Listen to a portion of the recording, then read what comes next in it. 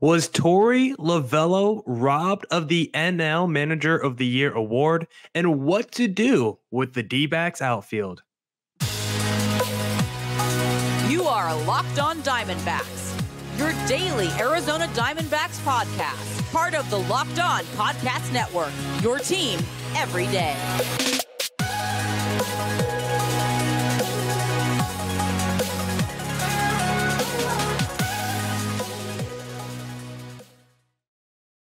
Welcome into the Locked On Diamondbacks podcast, part of the Locked On Podcast Network, your team every day. Today's episode is brought to you by Jace Medical. Empower yourself when you purchase a Jace case, providing you with a personal supply of 5 antibiotics that treat 50 plus infections. Get yours today at jacemedical.com. That's JASC medical.com. I'm Millard Thomas, host of this wonderful podcast. I'm a multimedia journalist and I'm a graphic designer. So please go check out my website, millardthomas24.myportfolio.com, to see all my latest work. Thank you for making Locked On Diamondbacks your first listen every day. I would not be able to do this podcast without you, my loyal listeners, sharing, subscribing, reviewing, doing all that so I could do this podcast for you. Thank you. It's free and available on all platforms. So please continue to tell your friends. I've been hosting this podcast since 2020, and now the D-backs face one of the biggest off seasons in their franchise history. And we're going to be talking a whole lot about that today, because we'll talk about what should the D-backs do with their outfield. We'll talk about some outfield free agents in or out on those guys. But before we start with any of that, I first want to talk about Torey Lovullo, because they just announced the Manager of the Year award. It went to Skip Shoemaker of the Miami Marlins. Maker, not too sure how to pronounce it. But Torey Lovullo of the Arizona Diamondbacks didn't win after an 84-win regular season that saw the team exceed expectations after a World Series appearance.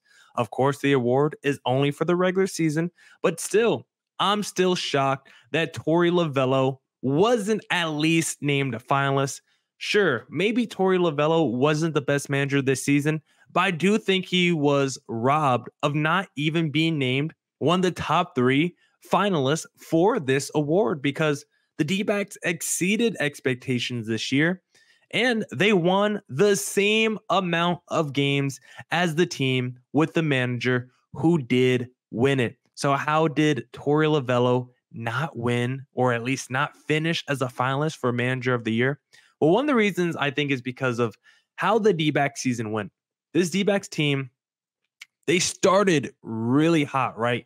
First half of the season at the All-Star break, tied with the Los Angeles Dodgers for the NL West division lead. But then in the second half of the season, post All-Star break, D-backs team really struggled. They had some major swoons, some losing streaks. They were below 500 in the second half of the season. They kind of limped into the playoffs a little bit. They heated up at the right time, but I wouldn't say they were one of the best teams in Major League Baseball in the second half of the season. And I think if we actually flipped the regular season in reverse, I think if the D-backs first half was a little shaky, a little up and down, maybe they were third in the division or just a team barely in the wild card race at the halfway point, and then heated up in the second half to one of the best records in Major League Baseball, I think he's locked in as a finalist for this award. But I think because it was the reverse, you start off strong, you cooled off in the second half, I think that's why he wasn't named a finalist. But when I do compare Torey Lovullo to the other 3 finalists, I'm shocked that he wasn't named at least one of them, because the guy who won it, listen, very good season by the Miami Marlins, but did he really do anything that different than what Torey Lovullo did for the Arizona Diamondbacks? Like I said, they won the same amount of games. I know when people talk about the D-backs and their Cinderella run to the World Series, it starts with the D-backs run differential from the regular season, right?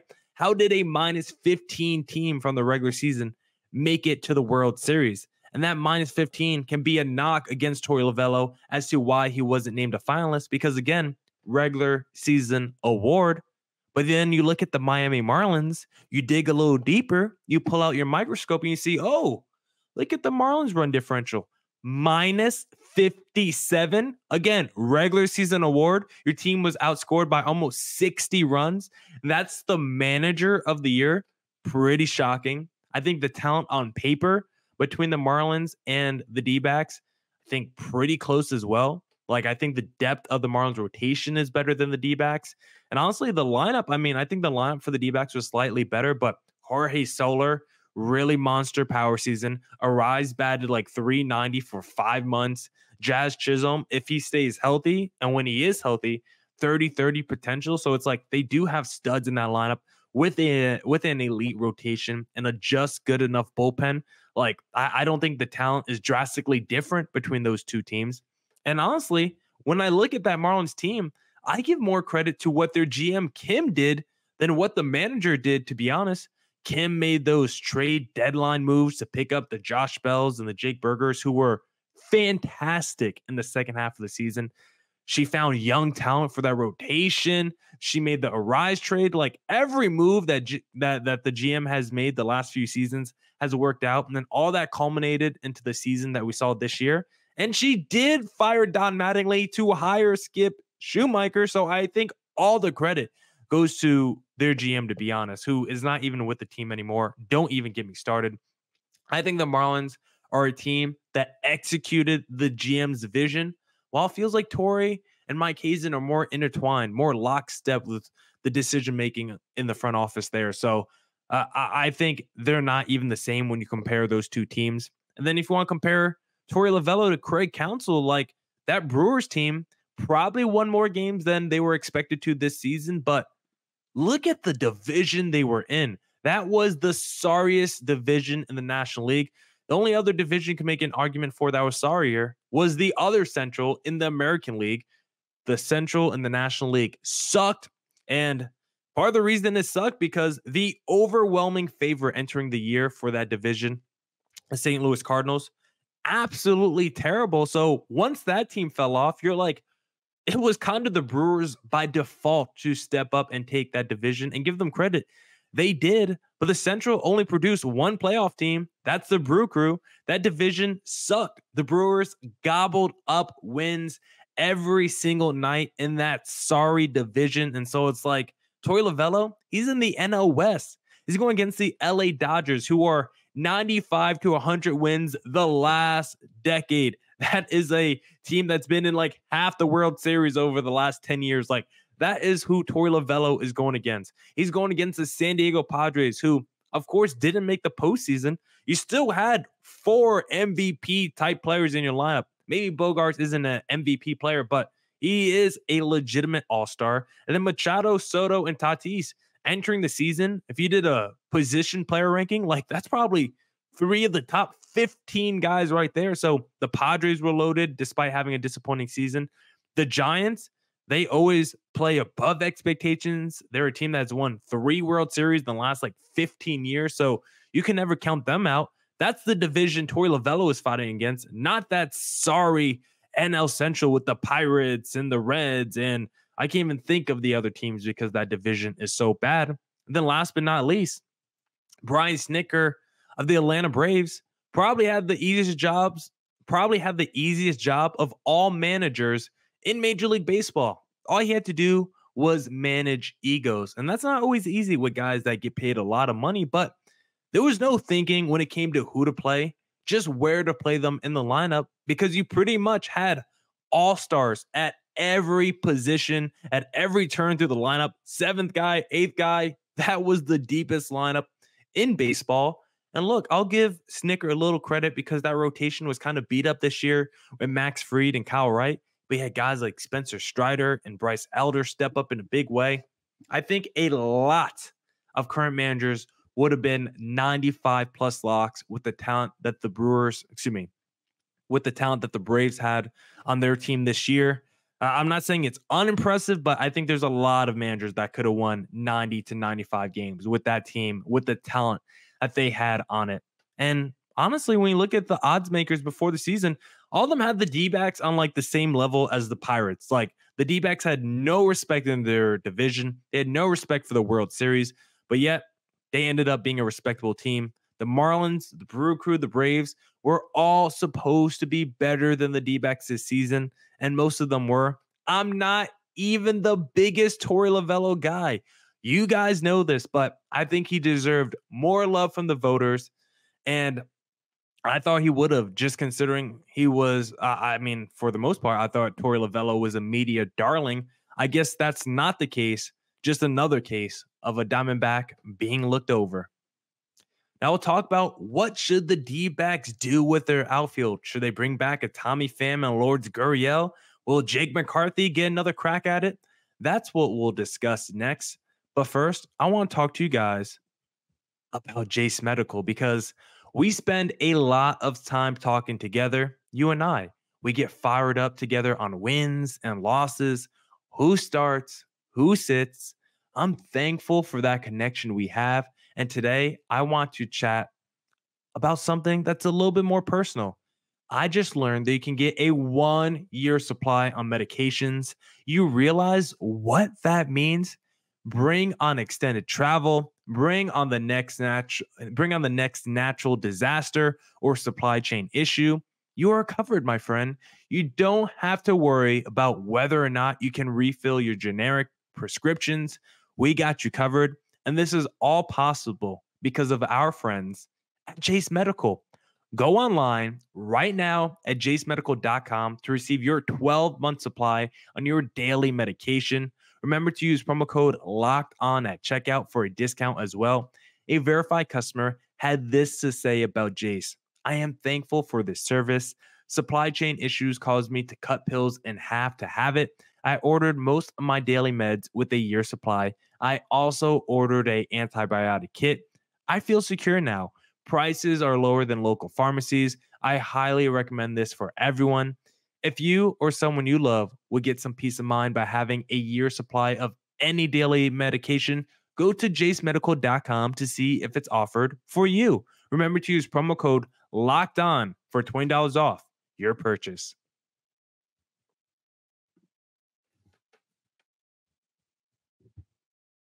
And welcome back to the Locked on Diamondbacks podcast. If you like the content, please follow me on Twitter at CareerThomas24 for the personal account, or look up Locked on Diamondbacks about Twitter and Instagram for the podcast handle. And of course, we're streaming on all your podcasting platforms.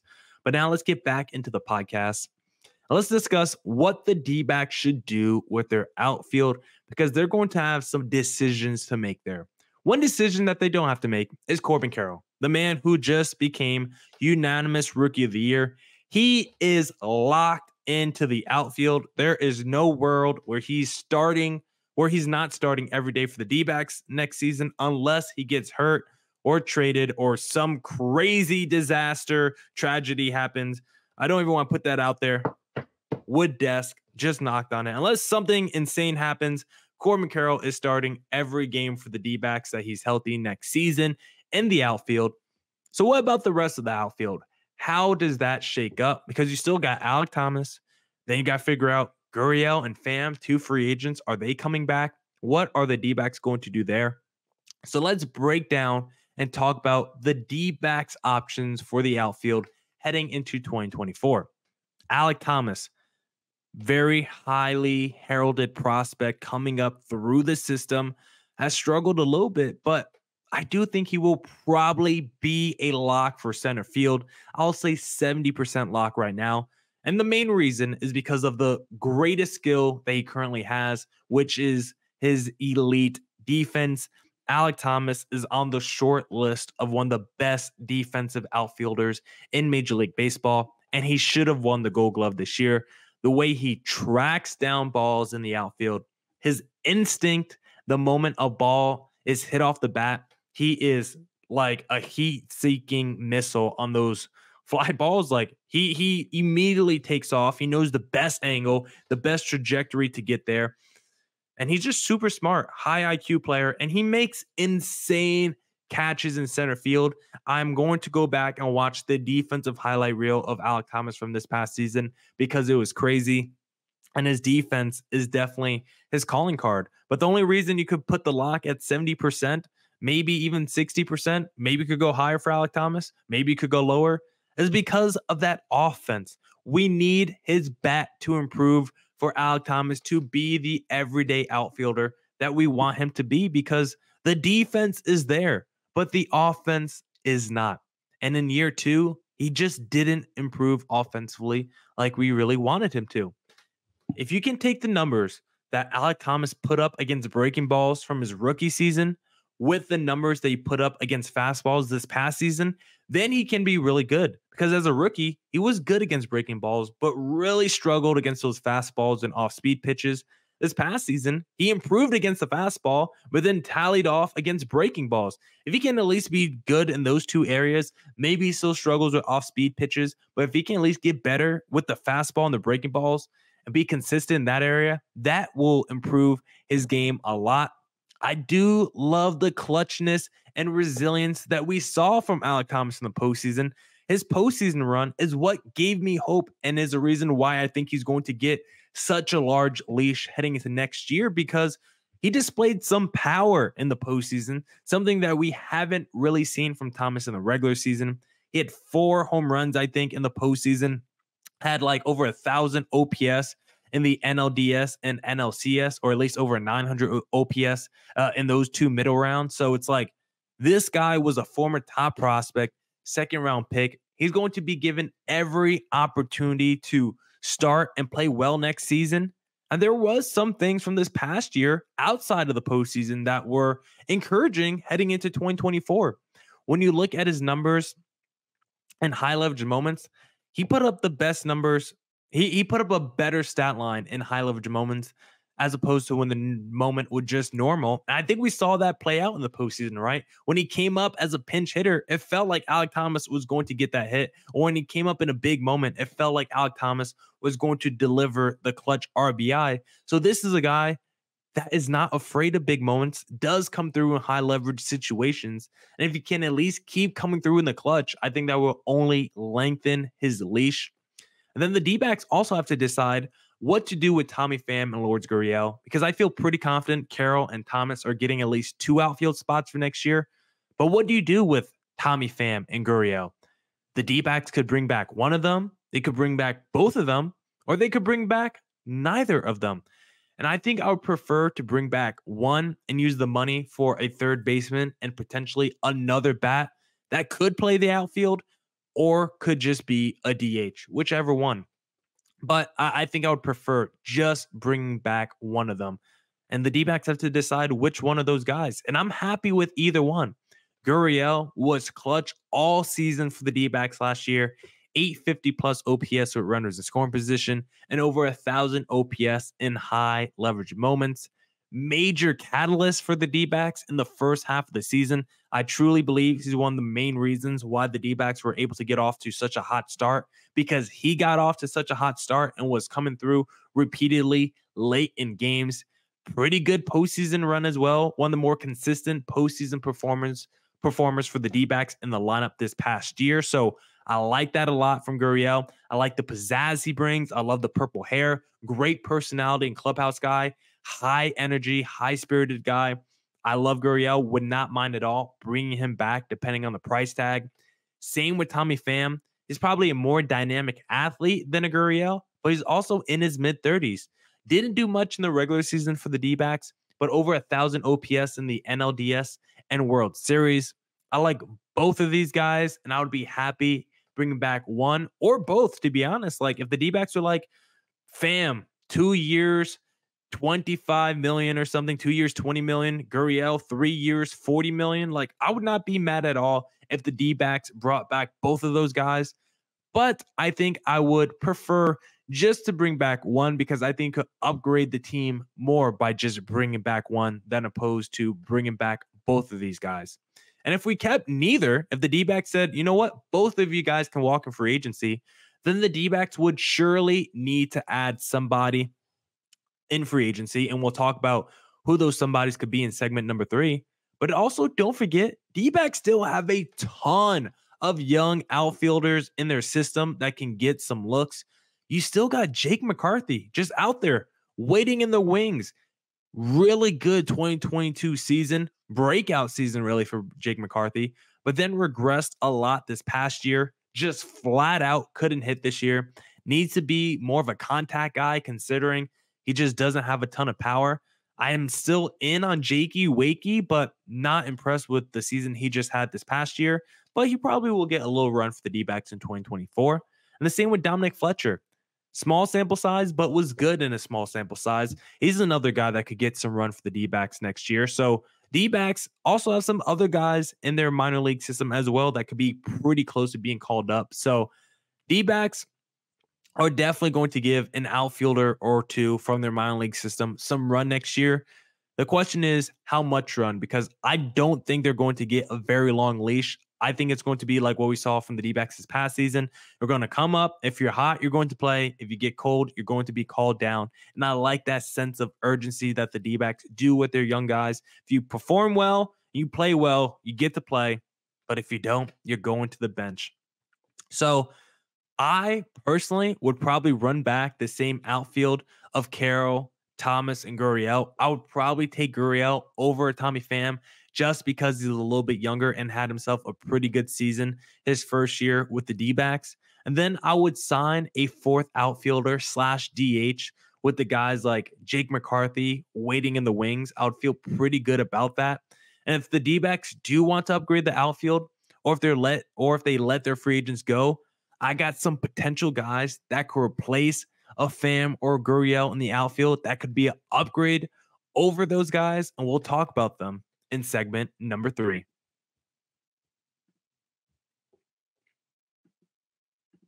All right. Let's get back into the Locked On Diamondbacks podcast, and let's look at some free agent outfielders for the D-backs who they might have to target if they let a Gurriel or a Pham go, or both of them. And really the way I'm doing this exercise is I'm assuming one of Gurriel or Pham is coming back with a Thomas. And basically the question I have is, will whoever the D-backs sign, will that be an upgrade over Pham, Gurriel, and Alek Thomas from either an offensive or defensive ceiling? And so the first free agent that I want to talk about, we're playing a game of in or out, Cody Bellinger. I'm definitely in on Cody Bellinger. He's projected 12 years, $264 from MLB Trade Rumors. Way too long, but if you could do 6 years around $20 million a year, I think I would do that for a Cody Bellinger. And then assuming we have Gurriel and Thomas already on the books, Gurriel now becomes your fourth outfielder, DH as well. You put Cody Bellinger in left field potentially. And now you think about your lineup way better with a Cody Bellinger now in the middle of your lineup. You put Lourdes Gurriel like number 6 in your lineup, something like that. He's your fourth outfielder. He's your guy that could play a little bit more DH, still be that righty power bat for you. And now he's not your second best outfielder. Now he's your third best outfielder in terms of offensive output. And he gets to play a little bit more DH. I think that would just upgrade the ceiling of the offense entirely. And I think the defense could be a little bit better too. How about Teoscar Hernandez? I'm actually in on Teoscar Hernandez, projected 4 years, $80 million. A couple red flags with Teoscar, but big righty power bat, something that we've talked about that the D-backs have needed and wanted for a while.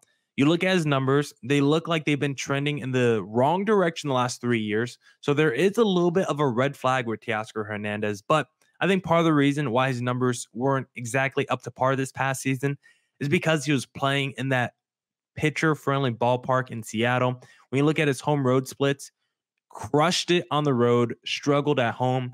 Get him in Chase Field, a little bit better of a hitting situation than what they're dealing with in Seattle. So I think that would be a slight upgrade from an offensive standpoint over Pham or Gurriel. Like if it's Carroll, Thomas, and Teoscar Hernandez as my 3 outfielders with Pham or Gurriel as my DH, I think the offense, I think the lineup would be better. But defensively, you would actually probably have to put Teoscar in the DH and put either Gurriel or Pham in the outfield because Teoscar is an average at best defender, and you probably don't want him playing a ton of outfield. You'll probably prefer a Lourdes Gurriel or Tommy Pham. So even though the offense might get slightly better, the defense might get slightly worse. So that would be the trade-off for Teoscar Hernandez.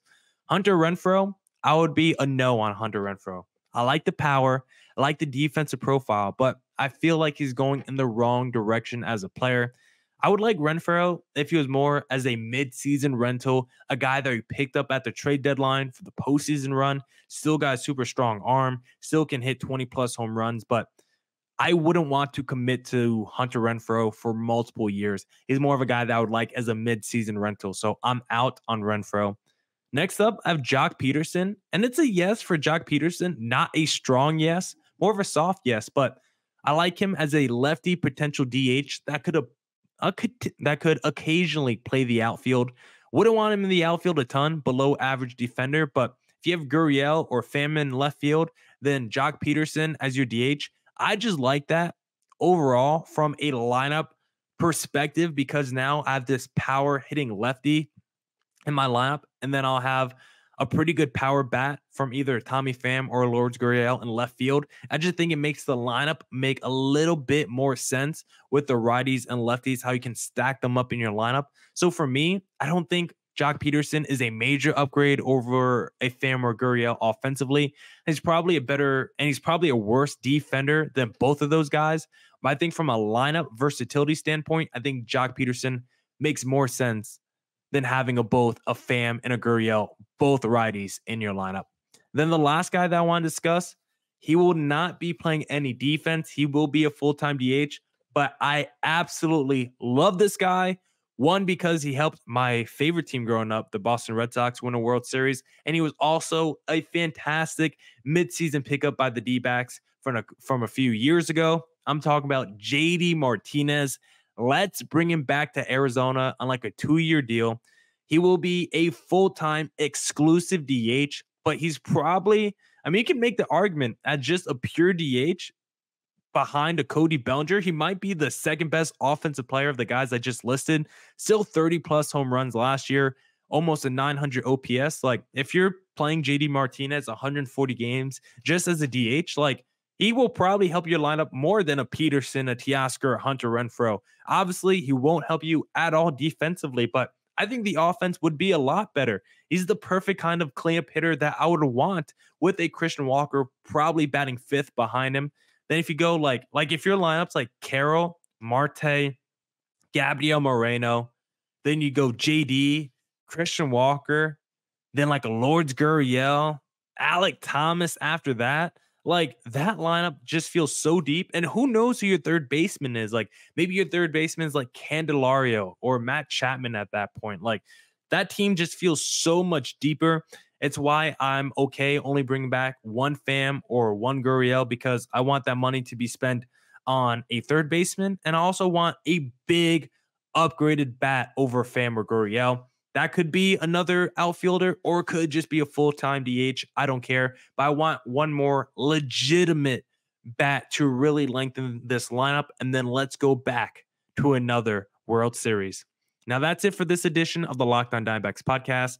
Come back tomorrow for more Diamondbacks news coverage and insight. Thank you for making Locked On Diamondbacks your first listen every day. And as always, stay safe, stay healthy. Deuces.